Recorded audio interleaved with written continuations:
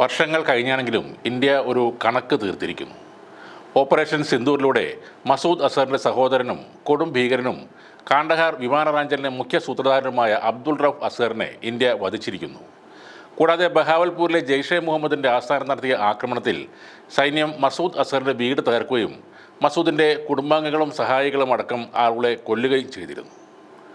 ഭീകര സംഘടനയുടെ supreme commander കൂടിയാണ് ഇന്നലെ ഇന്ത്യ കൊലപ്പെടുത്തിയ അബ്ദുൾ റൌഫ് അസർ. ഇന്ത്യ തേടുന്ന കൊടും ഭീകരരുടെ പട്ടികയിൽ ആദ്യ 5 പേരിൽ ഇയാളുടെ പേരുണ്ട്. നേരത്തെ കാശ്മീരിൽ ഭീകരപ്രവർത്തനങ്ങൾ ആസൂത്രണം ചെയ്യാനായി എത്തിയ മസൂദ് അസർ കാശ്മീരിലെ അനന്ത്നാഗിൽ നിന്നാണ് 1994 ഫെബ്രുവരിയിൽ അറസ്റ്റിലാകുന്നത്. 5 വർഷം ഇയാളെ ജമ്മുവിലെ ജയിലിലായിരുന്നു പാർപ്പിച്ചിരുന്നത്.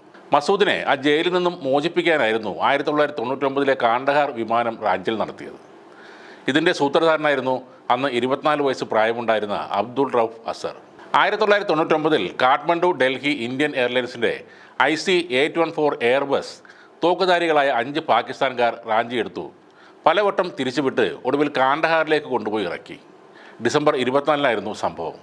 വിമാനത്തിലെ 150-ലേറെ വരുന്ന യാത്രക്കാരെ പാകിസ്ഥാൻ ഭീകരർ ബന്ദികളാക്കി.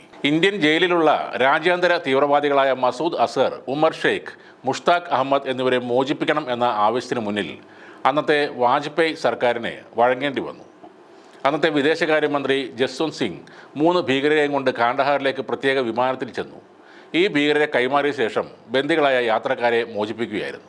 ഈ വിമാനറാഞ്ചൽ മാത്രമല്ല, ഇന്ത്യയിൽ ജെയ്ഷെ മുഹമ്മദ് ആസൂത്രണം ചെയ്ത് നടപ്പാക്കിയ പല ഭീകര ആക്രമണങ്ങളുടെയും പിന്നിൽ മുഫ്തി അബ്ദുൾ റൌഫ് അസർ ആയിരുന്നു. 2007-ലാണ് ജെയ്ഷെ മുഹമ്മദിൻ്റെ സുപ്രീം കമാൻഡർ പദവി അനുജന് നൽകാൻ മസൂദ് അസർ തീരുമാനിച്ചത്. സംഘടനയുടെ ഭാവി നേതാവായി ഉയർത്തിക്കാട്ടിയതും സ്വന്തം അനുജനെ തന്നെയാണ്.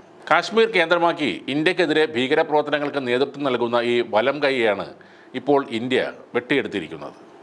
മസൂദ് അസറിനെ 2019-ലാണ് UN രക്ഷാസമിതി അന്താരാഷ്ട്ര ഭീകരരുടെ പട്ടികയിൽ ഉൾപ്പെടുത്തിയത്. നയതന്ത്രപരമായി ഇന്ത്യക്ക് ഏറ്റവും തിരിച്ചടിയേറ്റ ഒരു സംഭവമായാണ് കാണ്ഡഹാർ വിമാനറാഞ്ചലും അതോടൊപ്പം നടന്ന മസർ അസർ എന്ന കൊടും ഭീകരൻ്റെ മോചനവും കണക്കാക്കപ്പെടുന്നത്. അബ്ദുൾ റൌഫ് അസർ അതോടെ പാകിസ്ഥാൻ്റെ ഒരു ഹീറോ ആയി മാറുകയും ചെയ്തു. വിമാനം റാഞ്ചുമ്പോൾ അബ്ദുൾ റൌഫ് അസറിൻ്റെ സംഘടന ഹർക്കത്ത് ഉൽ മുജാഹിദ്ദീൻ എന്നായിരുന്നു. ഇന്ത്യ കൈമാറിയ ശേഷം മസൂദ് അസർ കാശ്മീർ കേന്ദ്രീകരിച്ച് ഇന്ത്യയിൽ ഭീകരപ്രവർത്തനം നടത്താനായി ജെയ്ഷെ മുഹമ്മദ് എന്ന ഭീകര സംഘടന രൂപീകരിച്ചു. ഇവരാണ് പാർലമെൻറ്റ് ആക്രമണവും ഉറിയിലെ ആക്രമണവും അടക്കം ഇന്ത്യയിൽ നിരവധി ഭീകരാക്രമണ പദ്ധതികൾ ആസൂത്രണം ചെയ്തത്. നിരപരാധികളായ 100 കണക്കിന് മനുഷ്യരെയാണ് മസൂദ് അസർ നടത്തിയ ഗൂഢാലോചനയിലൂടെ കൊന്നുകളഞ്ഞത്. അപ്പോഴെല്ലാം ആ കൊടും ഭീകരനെ വിട്ടുകൊടുക്കേണ്ടി വന്ന ദൗർഭാഗ്യ നിമിഷത്തെക്കുറിച്ച് ഇന്ത്യക്കാർ ആലോചിച്ചിരുന്നു. ഒടുവിൽ പഹൽഗാമിൽ നിരപരാധികളെ വധിച്ചതിന് പകരം ചോദിക്കാൻ രാജ്യം തീരുമാനിച്ചപ്പോൾ പഴയ ഈ കണക്കും ബാക്കി വച്ചിരുന്നു. മസൂദ് അസറിനെ മോചിപ്പിക്കാൻ വിമാനറാഞ്ചൽ നടത്തിയ 150-ൽ പരം ഇന്ത്യക്കാരെ തൂക്കിന് മുന്നിൽ നിർത്തി വിലപേശിയ അബ്ദുൾ റൌഫ് അസർ എന്ന കൊടും ഭീകരനെ ഓപ്പറേഷൻ സിന്ദൂറിലൂടെ ഇന്ത്യ കൊലപ്പെടുത്തിയിരിക്കുന്നു. പ്രതികാരം ചെയ്യാനുള്ള 1/4 നൂറ്റാണ്ടിൻ്റെ കാത്തിരിപ്പിന് അവസാനം കുറിച്ചിരിക്കുന്നു. ലോകത്തിൻ്റെ മുന്നിൽ വല്ലപ്പോഴും മാത്രം പ്രത്യക്ഷപ്പെട്ട് കണ്ടിരുന്ന ഇൻ്റലിജൻസ് വിവരങ്ങളിൽ മാത്രം ജീവിച്ചിരുന്ന അബ്ദുൾ റൌഫ് വർഷങ്ങളായി ആഗോള രഹസ്യാന്വേഷണ ഏജൻസികളുടെ നിരീക്ഷണത്തിലുമായിരുന്നു. ഇയാളെ വിട്ടുകിട്ടാൻ ഒട്ടേറെ രാജ്യങ്ങൾ പാകിസ്ഥാനെ സമീപിച്ചെങ്കിലും അബ്ദുൾ റൌഫ് പാകിസ്ഥാനിൽ ഇല്ല എന്നാണ് അവിടുത്തെ സർക്കാർ പറഞ്ഞിരുന്നത്. 2022-ൽ ഐക്യരാഷ്ട്രസഭ കരിമ്പട്ടികയിൽ ഉൾപ്പെടുത്തണമെന്ന് ആവശ്യപ്പെട്ടിരുന്നുവെങ്കിലും ചൈന പിന്തുണക്കാതെ വന്നതോടെ ആ ആവശ്യം നിരസിക്കപ്പെട്ടു. ഇനി കരിമ്പട്ടികയിൽ അബ്ദുൾ റൌഫ് ഉണ്ടാകില്ല. പകരം ഇന്ത്യ കൊന്നുതള്ളിയ ഭീകരന്മാരുടെ ലിസ്റ്റിലായിരിക്കും അയാളുടെ പേര് ഇടം പിടിക്കുന്നത്.